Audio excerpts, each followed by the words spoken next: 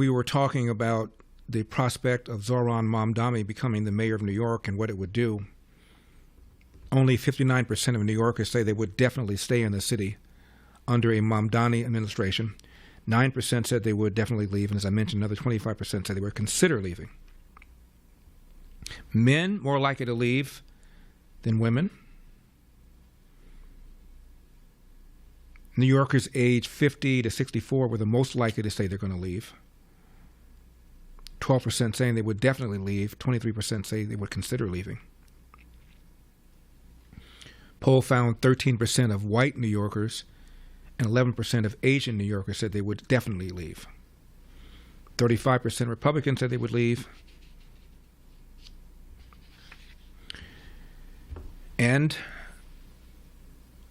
Daily Mail reports that wealthy New Yorkers are telling the Daily Mail they're already selling their apartments in anticipation. Others are pulling the plug on things that we're going to purchase. One realtor said 2 weeks ago I had a couple of buyers in the $3 to $4 million, $5 million price point range. One I was selling a building to, and they pulled out, no longer interested in buying because they fear that Mamdani will become the mayor and will freeze rents.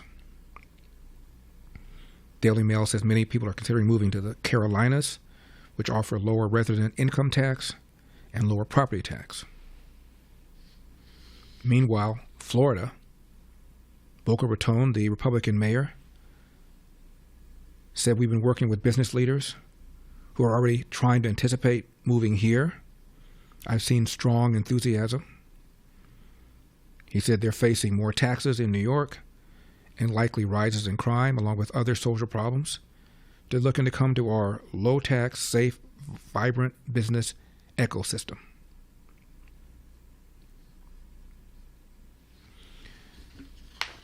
And I mentioned the couple last hour who said that, well, they're going to vote for him because the rich don't pay taxes anyway. Potatoes are so expensive, they're $5 a pound. They're going to get less expensive if government runs the grocery store. Mamdani insists he has the power to freeze rents, as he's promised to do for 2 million renters in New York City, number 46. I think it's a mixture, and that this clearly has precedent. We saw the previous administration did this 3 times, and we are living in a time of politics where politicians try to convince the public that there's nothing they can do. And so to even have the idea that we could actually help people, it's seen as a departure from what so many are being told in this moment. Mm-hmm. And freezing the rent, right, this is about 2.5 million New Yorkers in a city of 8.5 million. The mayor has the power to freeze their rent. I am saying I'm going to do that for 4 years, and that's in stark contrast to the current mayor, Eric Adams, who's raised the rent by more than 12% and who decided that the person he saw his record most in anyone running for mayor was Andrew Cuomo. Mm-hmm. I'm going to freeze their rent for 4 years. Do I have any property owners listening to the show? Any landlords, any landladies?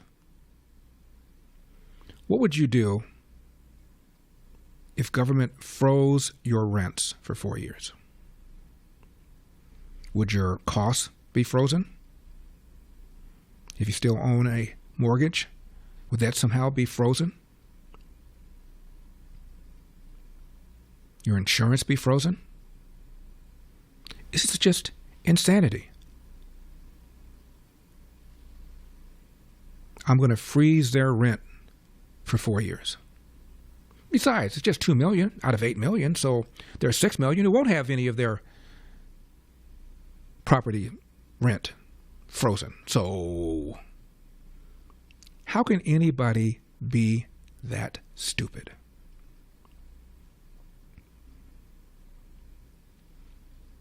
Thomas Sowell used to be a Marxist. Lived in New York. He told me he'd get on the bus and go from Harlem and look bad to other parts that look better. And he couldn't figure out any other explanation other than that poor people were being exploited by very wealthy people. That's the only thing that made any sense. And then life occurred. And obviously, he changed his view. Mamdani is 34 years old and you still think like a child?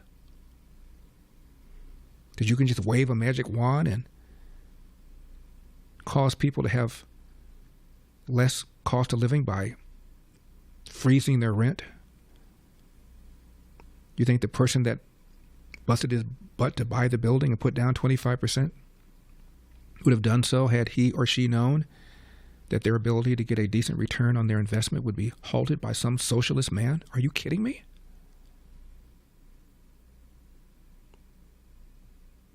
Did you see what the grocery stores were like during the Soviet Union?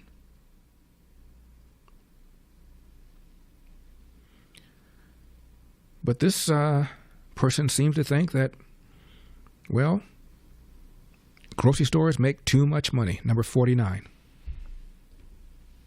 The grocery store capitalists, which have quite a powerful lobby, right? One of the grocery store bosses, he said of Gristedes, right? He said that he was going to pull out of New York City if Zohran won, right? We would say, sure, pull out, and we will take over your grocery stores, right? And we will use them for cheaper groceries, and we will take over the entire food industry, because that's something that can be done if the working class is organized. Mm-hmm.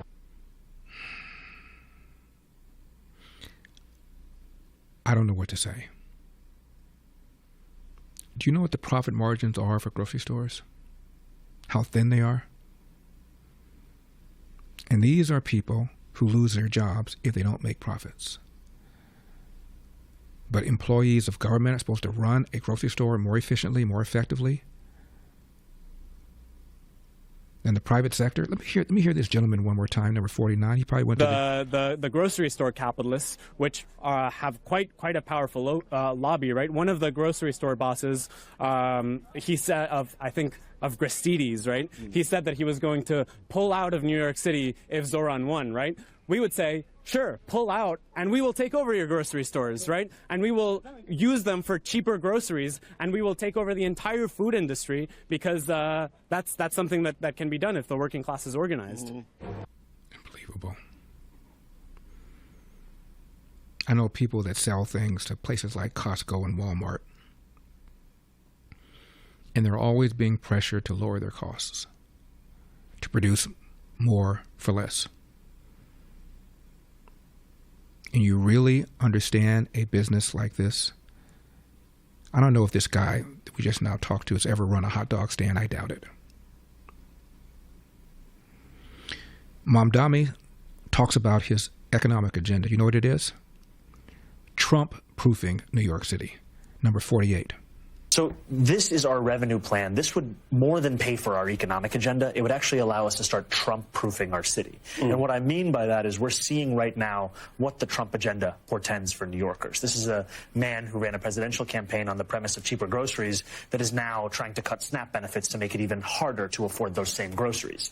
And we have to protect the New Yorkers with the least from the attacks from the man with the most power in this country. Mm-hmm. And that's also what I see as a responsibility to be the next mayor of the city. And you see the host, idiot. Now, this is a Mamdani voter. Listen to this voter, number 50. I voted for Mamdani. Do you feel like socialism would work in New York City? No, not necessarily. Let me hear them again, please. I voted for Mamdani. Do you feel like socialism would work in New York City? No, not necessarily. Yeah, but Trump. Now, as I mentioned, Obama called Mamdani and did not endorse him, but he did call him. Number 47.